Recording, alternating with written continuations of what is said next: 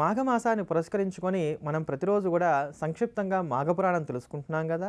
ఆ క్రమంలో ఈ రోజున మాఘపురాణంలో ఉన్నటువంటి 23వ అధ్యాయాన్ని గురించి తెలుసుకుందాం. నిన్నటి రోజు మనం చెప్పుకున్నాం, గుహ్యకుడు దేవతాలోకంలో నుంచి వచ్చి హరి నిర్మాల్యాన్ని తొక్కినటువంటి కారణం చేత తనకు ఉండేటువంటి శక్తులన్నీ కూడా కోల్పోయి మళ్ళా తిరిగి స్వర్గానికి వెళ్ళలేకపోయాడు. ఇలా స్వర్గానికి ఎంత కూడా ఈ గుహ్యకుడు రాకపోయేసరికి దేవతా సార్వభౌమైనటువంటి ఇంద్రుడే అసలు ఏం జరిగిందో చూసి పారిజాత పుష్పాలు తీసుకువెళ్తామని చెప్పని ఈ సత్యజిత్తు యొక్క తోటలోకి వచ్చి ఇంద్రుడు కూడా దొంగతనానికి పాల్పడుతూ ఆ యొక్క పూలు కోసుకుంటూ తన కాళ్ళ కింద ఉన్నటువంటి హరి నిర్మాల్యాన్ని చూడాల.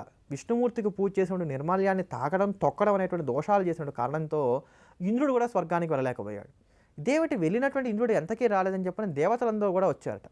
అలా వచ్చినటువంటి దేవతలందరూ కూడా ఇంద్రుడిని పరామర్శించడం కోసం అని చెప్పని భూమి మీదకి దిగుతూ అక్కడ ఉన్నటువంటి శ్రీహరికి అర్చింపబడినటువంటి నిర్మాల్యాన్ని చూడక వాళ్ళు కూడా తొక్కిన కారణం చేత వీళ్ళు కూడా తమకు ఉండేటువంటి శక్తులను కోల్పోయారు. ఇలా దేవతలందరూ కూడా సత్యజిత్తు యొక్క ఉద్యానవనంలో చేరారట. వీళ్ళందరూ కూడా శక్తులు కోల్పోయి ఊర్ధ్వలోకాలకు వెళ్ళలేక ఈ భూమండలంలో ఉండలేక ఆహారం దొరక్క బక్కచిక్కిపోతూ ఉన్నారు. వీళ్ళందరినీ చూసేట సత్యజిత్తు, అయ్యో నా వల్ల మీకు ఎంత ఆపద కలిగింది, నా వల్ల కదా మీ అందరికి ఆహారం లేకుండా ఉండిపోయింది, కనుక తిరిగి మళ్ళీ మీరు మీ లోకాలకు వెళ్ళేంతవరకు నేను కూడా ఆహారం తీసుకోనని చెప్పని శపథం చేసి ఇంటికి వెళ్ళి రోజు కూడా మహావిష్ణువుని పూజ చేసుకుంటూ తను కూడా నిరాహారంగా ఉంటూ వచ్చాట. అలా అప్పటికి 11 రోజులు గడిచాయి. ఇలా ఉండగా ఈ అవస్థ అంతా కూడా నారద మహర్షి చూసి వైకుంఠానికి వెళ్ళి మహావిష్ణువుకి మొరబెట్టుకున్నట్ట, స్వామి దేవతలందరూ ఇలా భూలోకంలోనే ఉండిపోతే అనర్థం కలుగుతుంది కనుక వీళ్ళు ఉద్ధరింపబడడానికి ఏదైనా మార్గం చెప్పు అన్నాడు. అనగానే మహావిష్ణువు అన్నాడు, ఇంద్రుడు చేసినటువంటి పొరపాట్లు అన్నీ ఇన్ని కావు. ఎవరింట్లోనో ఉన్నటువంటి తోటలో ఉన్న పువ్వులన్నీ కూడా దొంగతనం చేయాలనుకున్నాడు, ఇదొక దోషం. రెండవది, ఆ తోట యజమానికి కనీసం ఎరుకన్నా పరచల, ఇది రెండవ దోషం. మూడవది, నా పూజ చేసినటువంటి నిర్మాల్యం ఏదైతే ఉందో ఆ నిర్మాల్యాన్ని తొక్కాడు. ఇన్ని దోషాలు చేశాడు కనుకే ఇంద్రుడికి ఇటువంటి అవస్థ ఏర్పడింది. ఏదేమైనప్పటికీ ఆషాఢ శుద్ధ ఏకాదశి నుంచి చూసుకున్నట్లయితే నేటికి 11 రోజులు వీరందరూ కూడా ఉపవాసం ఉన్నారు కనుక నువ్వు ముఖ్యంగా వెళ్ళి సత్యజిత్తుకి చెప్పు, నేటి రోజు ఏకాదశి కనుక ఈ రోజంతా కూడా ఉపవాసం ఉండి రాత్రంతా కూడా జాగరణ చేసి నన్ను పూజించినట్లయితే కనుక నేను సాక్షాత్కరించి వీళ్ళకు ఉండేటువంటి దోషాన్నంతా కూడా తీసివేస్తాను. సత్యజిత్ అనేమి ఎవరైనా సరే ఏకాదశి రోజు ఉపవాసం ఉండి జాగరణ చేసి ద్వాదశి తిథి గడియలు దాటకుండా కనుక పాలన చేసినట్లయితే కనుక నేను సంతోషపడి వారి మనస్సులో ఏవేవైతే కోరికలు ఉంటాయో ఆ కోరికలన్నీ కూడా తీరుస్తానడంలో సందేహం లేదని చెప్పని మహావిష్ణువు చెప్పగానే అదే ప్రకారంగా నాదుడు భూలోకానికి వచ్చి ఉండేటువంటి వారందరికీ కూడా ఏకాదశి వ్రతాన్ని ఆచరించవలసిందిగా చెప్పాట. తర్వాత జరిగినటువంటి వృత్తాంతం ఏంటనేది రేపటి మాఘపురాణంలో తెలుసుకుందాం. మాఘమాసానికి అధిష్టాన దేవత అయినటువంటి మహావిష్ణువు యొక్క అనుగ్రహం మనందరి యందు కూడా ఉండాలని సంప్రార్థన చేస్తూ, విష్ణుమూర్తి ధరించినటువంటి అన్ని స్వరూపాల్లో కూడా విశేషము విలక్షణమైనటువంటి స్వరూపం నృసింహావతారం. నీ దేవుడు ఎక్కడున్నాడో చూపెట్టని చెప్పని ఒక రాక్షసుడు అడిగితే నా భగవంతుడు అన్ని చోట్ల ఉన్నాడు చూడగలిగితే అని చెప్పని భాగవతుడు చెప్పినటువంటి సమాధానాన్ని నిజం చేయడానికి గాను మహావిష్ణువు ధరించి వచ్చినటువంటి స్వరూపమే నృసింహావతారం.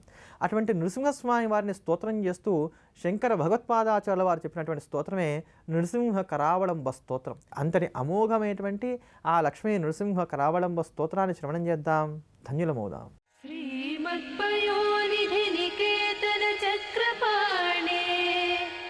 भोगेन्द्र भोगमणिराजित पुण्यमूर्ते योगीश शाश्वत शरण्य भवाब्धिपोत लक्ष्मी नृसिंह मम देहि करावलम्बम् लक्ष्मी नृसिंह मम देहि करावलम्बम्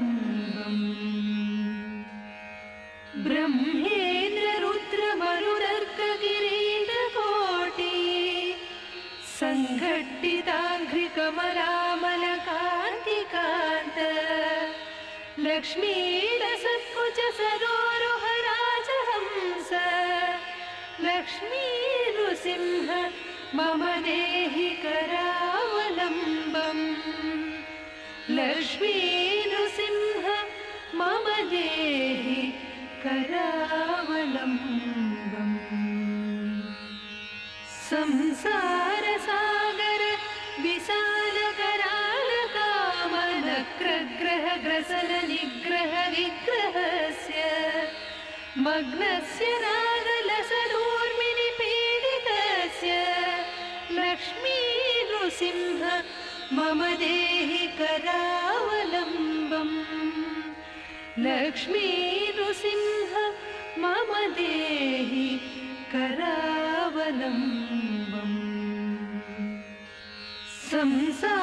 संसारघोरगहने चरतो मुरारे मारोग्रभीकरमृगप्रवरान्वितस्य आर्तस्य मत्सरनिदाघनिपीडितस्य लक्ष्मी नृसिंह मम देहि करावलम्बम् लक्ष्मी नृसिंह मम देहि करावलम्बम्